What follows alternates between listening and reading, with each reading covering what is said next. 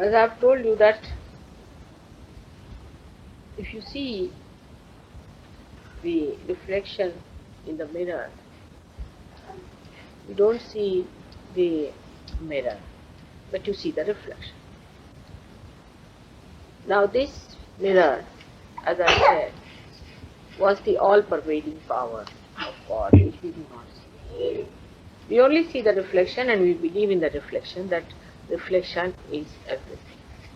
But not the mirror itself, which is the all-pervading power. And our attention is all the time on the reflection. So, if we start,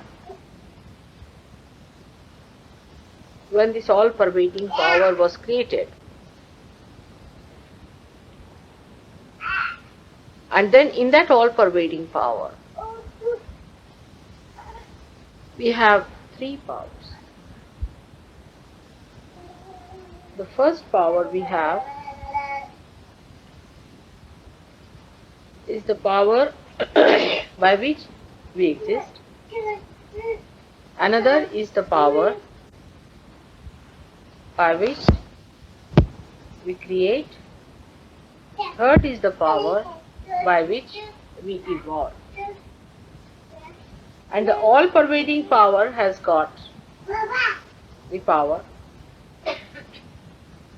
which has all the three powers which are the cause of these powers. Do you follow this? Is too complicated? We say that we have creative power, alright? Within us there is a creative power. Now the cause of that creative power is existing in the mirror or is in the color, not in the pattern. The pattern is created by the all-pervading power of creating pattern. Correct? Do you follow this? Now, it will be difficult. Alright. There is a power which is called as Mahakali power, which passes through our brain, goes to our left side, goes down and ends up in the Muladhara chakra. This is the power by which we exist. But this power has a power in the all-pervading power which sustains it. We can say like this, that when we paint, alright, so we use a green color, for example. So the green color that we use with our brush is in the palette kept there. Do you understand that? Right? So that is the cause of this power.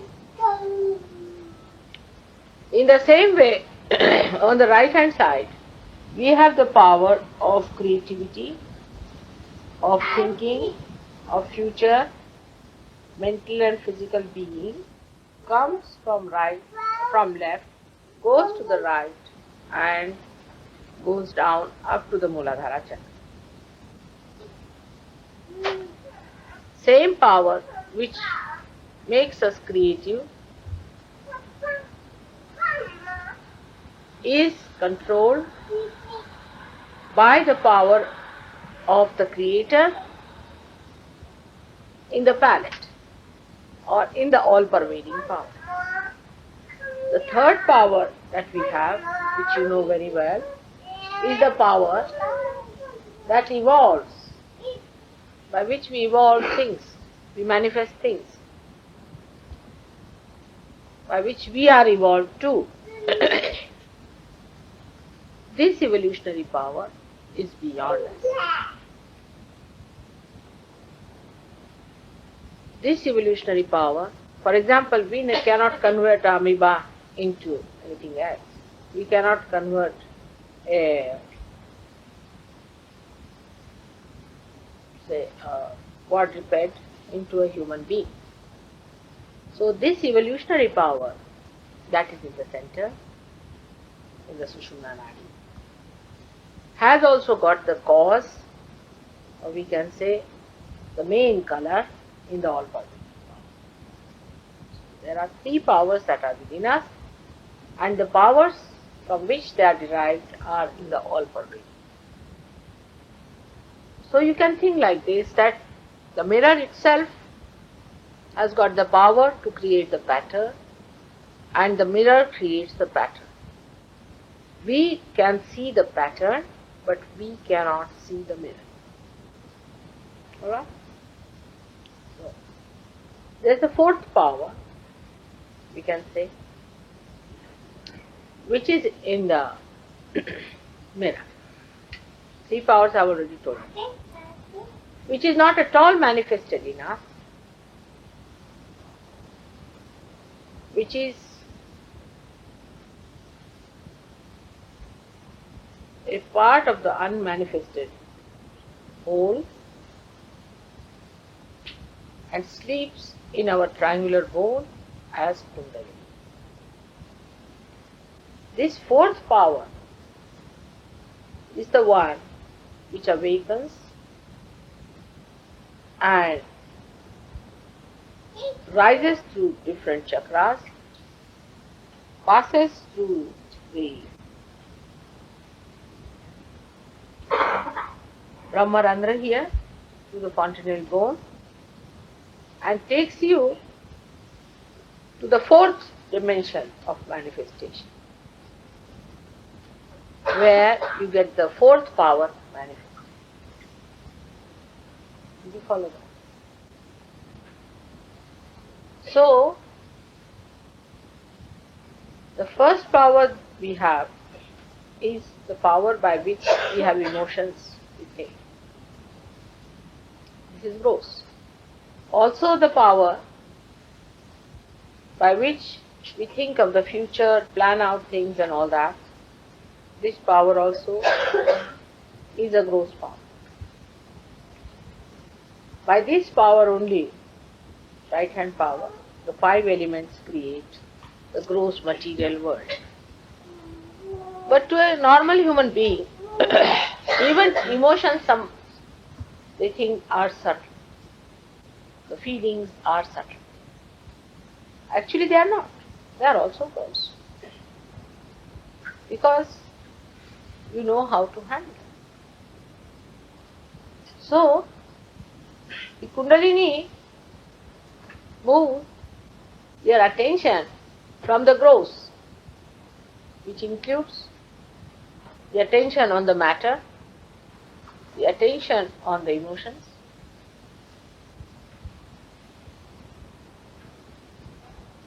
into the subtle. Subtle is we can say the deities that have created these gross matters, and then it moves into the cause of these matters. That is cause is the Kundalini. Attention goes to the Kundalini. Because the Kundalini rises in such a fashion that it grabs your attention, and then ultimately it merges into the great cause, which is the all-pervading power. So the Kundalini's movement is very dynamic. Say your attention is on this.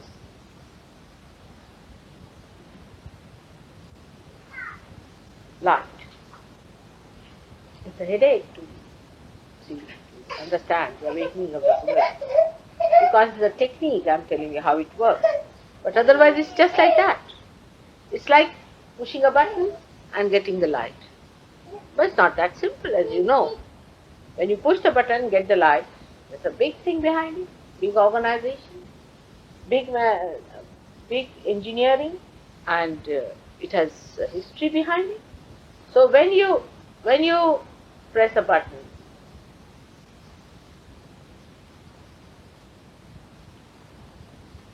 the electricity works out the light, but you know it has a big mechanism behind it. In the same way, Kundalini also has a very big mechanism. So this Kundalini, when it rises, now see how dynamic it is. It moves from gross, your attention, to subtle, the cause, to the greatest cause.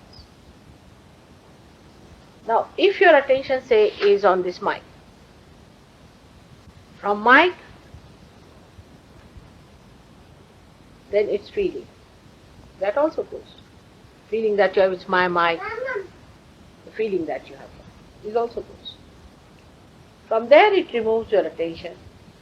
Then it takes you to the subtle. Now the subtle are the deities. And then it takes you completely to the Kundalini itself. That means the outside attention is attracted inside and becomes one with the Kundalini itself. Then the Kundalini raises your attention upward, takes you upward, and when it pierces this Brahmarandra, you know that is the seat of Sadashiva, is the seat of the primordial being, or you can say the seat of the God Almighty, who never changes. And His seat is reflected in our heart as spirit. So when this Kundalini touches that spirit, you find that the spirit gives the enlightenment. As in the house, the gas is running all the time, but there is no light. When it comes near a flicker of the light, it just gets ignited, and you get the light there. As you must have seen gas lights, I don't know if you have seen nowadays, if you have seen the gas lights, but we still have in Bombay gas lights. And the gas is running through and through. It is shut out in the daytime, the flow of the gas. And in every lamp, there is a small flicker of light all the time coming. A little light is permanently there. There are many gas cookers also like that. We had one in opposite of the same time. But there is always, what do you call that light? Pilot light. So there is a pilot light all the time burning. That pilot light is in our heart, the spirit, is the heart. When this gas is opened out, the sense that when Kundalini rises, and she touches, your attention touches that pilot light, it gets ignited, that's how you get enlightened. This is the way it works. And the whole thing, I should tell you in some gaps, because we'll get a headache. Right? Dry thing to talk about. But the happening is very nice and is extremely fantastic. So, we should be able to do living work, because that is what God does. And if we can do living work, then we should believe that we have got self-worth. What is the living work God does? Is to sprout a primule, or we can say in Hindi language it is called as ankur, or the germinating power. God can excite the germinating power within a person. Let us start from the one point, when the creation is in complete sleeping state, when there is nothing created. It all is merged into the all-pervading power, you can say. And that power also is merged into what we call as God Almighty. So it contains all the aspects of creation. Like when we sleep,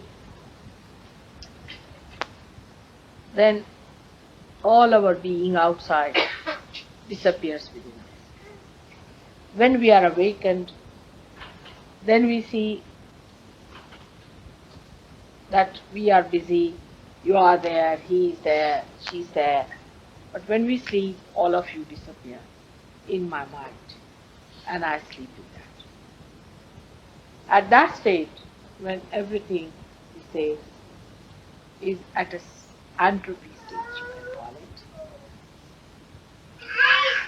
Then the first time, how it starts? Creating. That means when at this stage it is awakened, like the seed, when it is awakened. When it is awakened, then what happens? The separation takes place. Now we can say that the seed germinates not by itself because it has a germinating power put in it. But God's germination is handled by Him.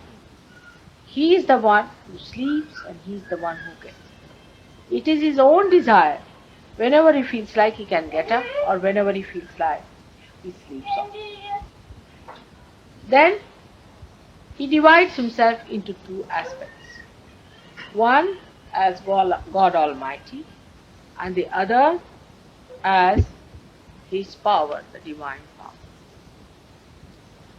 Now this God Almighty exists as a witness to all His creation. Only His power takes a form, and she creates. That's why we call it as Sadashiva and Bhagavati. Sadashiva is the God Almighty, and Bhagavati is the power of God, the primordial power of God, which manifests. Now this God Almighty, which we call, is unchangeable, Sadashiva. So He exists all the time, whether there is entropy or there is creation, He exists. Now if you ask me why does He exist all the time, I have only one answer, is that is His own nature, that He exists. Now this power starts creating. Now when we understand of God, we think that God is something like Rock of Gibraltar, which is just like a whole thing, placed like that, which has no eyes, which has no nose, which has no hands, nothing. It's just Rock of Gibraltar. It has no different aspects, it has no different ways of looking at things.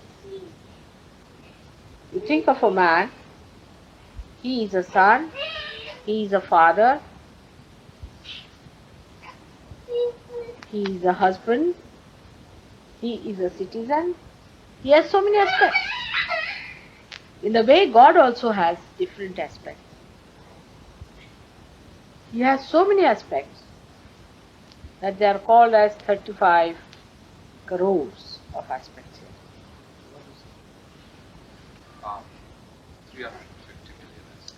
350 million aspects.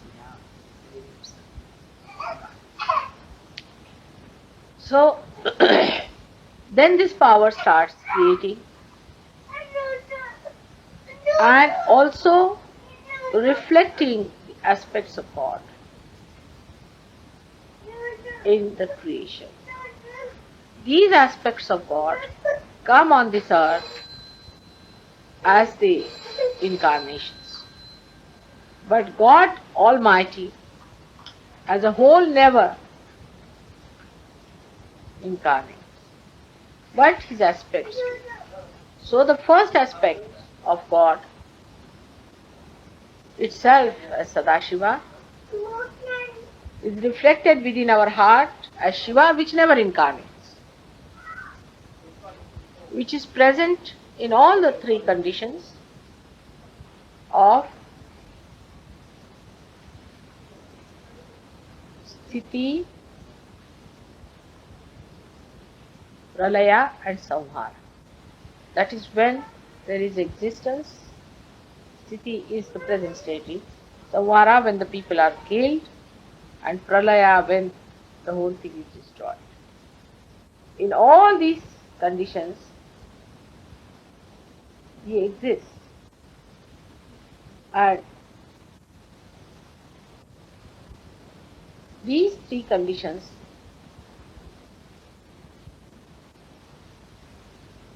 he transcends and he creates. Now, the aspect of God Almighty, which is a witness to the play of the divine power.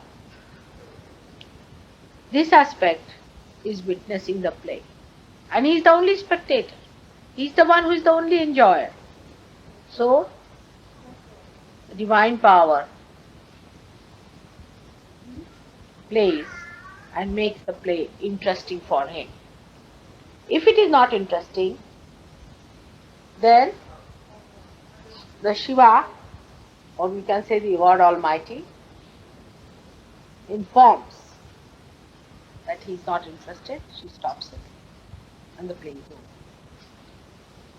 He is the only spectator, and she is the one who is absolutely one with him. We cannot understand in human relationship anybody that close. But we can understand the sun and the sunlight, moon and the moonlight in the same way. In the same way, we have this relationship of God Almighty and His power. So the aspects of God are reflected by this divine power, which herself incarnates them. As you have seen, there are three powers within us, so there are three aspects first manifested in us. One is the aspect on the left hand side of Shiva, right hand side of Brahma, and the central of Vishnu. This Vishnu is the evolutionary force. This evolutionary force incarnates all the time and leads human beings in their evolution till it reaches its full form, which is, as we call it, is Shri Krishna here. Through this evolutionary force only, she has manifested the child, the Son of God, who is Christ. She has manifested him first as Sri Ganesh, who loses all his rose being and remains only the vibrations and comes on this earth as Jesus Christ. There is no difference at all between these two. These are the two faces of one coin. And that's how the whole thing is laid down, the stage is laid down. And today, at this juncture, you are here to enter into that kingdom by which you enter into the divine power, or I would say the divine power starts flowing through you and you become conscious, because the heart pulsation that you hear is from the spirit. The spirit that is watching you all the time. This spirit is introduced to your attention, and the pulsation of the spirit can be felt on your central nervous system. You can feel it on your nerves. So the breakthrough of the evolutionary power into the new state, new awareness, which is called as the vibratory awareness, happens to you. And the time has come, the blossom time has come, and many get it marked. Because it is your own power which you have to get it. You have to master it and to enjoy it. It's a gift. It has to be a gift. Anything else, it cannot be. Because whatever is important has been gifted to us. See our eyes, see our breathing capacity, see our digestion, see our being itself is gifted to us. What did we do for it? Nothing. And we are taken for granted. In the same way you take it for granted that you have, then you won't feel so bad. It's my job to give, and it's only